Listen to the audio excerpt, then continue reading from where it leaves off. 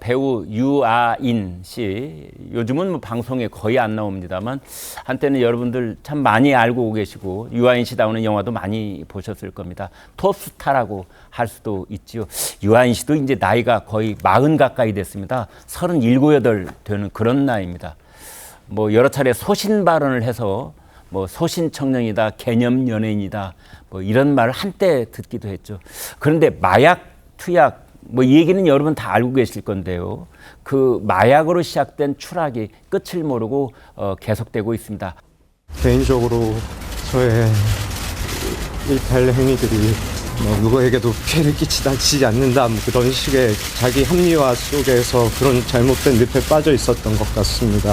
저는 이런 순간들을 통해 그동안 제가 살아보지 못한 진정 더 건강한 순간들을 살 수 있는 기회로 삼고 싶습니다.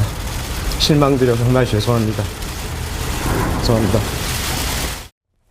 네, 손정혜 변호사님과 지금부터 얘기 나눠보도록 하겠습니다. 더 건강한 삶을 살겠다 그랬는데 참 마약이 그 건강한 삶으로 복귀하는 것을 또 이렇게 거꾸로 틀리고 있어요. 네, 그렇습니다. 사실 유한 씨가 어떻게 이런 범죄 사실로 고소를 당했는가 의아하신 분이 있으실 텐데요. 이 마약 사건으로 2차례 구속영장을 신청했지만 기각돼서 불구속 상태에서 재판을 받는 피고인의 신부입니다. 그런데 지난 한 14일, 한 2주 정도 전에 용산구의 한 오피스텔에서 오전 6시부터 오후까지 잠을 자고 있는 남성을 성폭력을 행사했다라는 혐의로 이제 고소장이 제출돼서 경찰에 입건된 상황이라고 하고요. 유한 씨 측에서는 억측이다, 사실이 아니다라고 부인하고 있지만 관련된 범죄로 지금 수사가 또다시 진행되고 있습니다.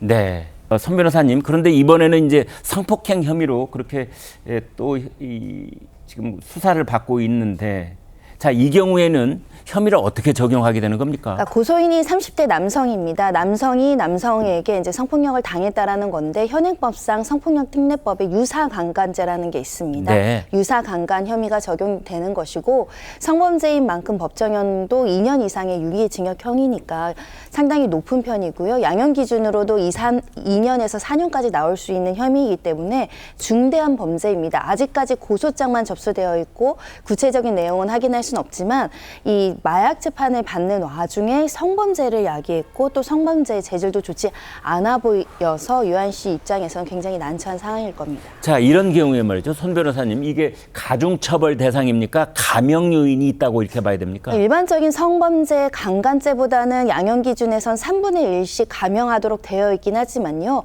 감형되더라도 남성이 남성을 성범죄한 것이기 때문에 결코 간단한 양형 기준이 아니고 또 그 과정에서 혹시라도 마약을 했거나 다른 여타의 어떤 술에 취한 상태를 이용했다라고 한다면 양형 기준은 높아질 수 있습니다. 네. 예전에는 왜 술 취해서 뭘 했다 그러면 감형당하는 경우가 많았잖아요. 이제는 안 그렇군요. 아닙니다. 이제 술에 취한 것도 자의로 스스로 그런 불법행위 상태에 빠지게 했다라는 점에 있어서는 감형해주지 않고요. 특히 마약에 취한 상태로 범죄라는 경우에는 사회적 중대성이 굉장히 높아지기 때문에 오히려 가중 요소가 될 뿐만 아니라 마약죄가 추가되는 것이죠. 네.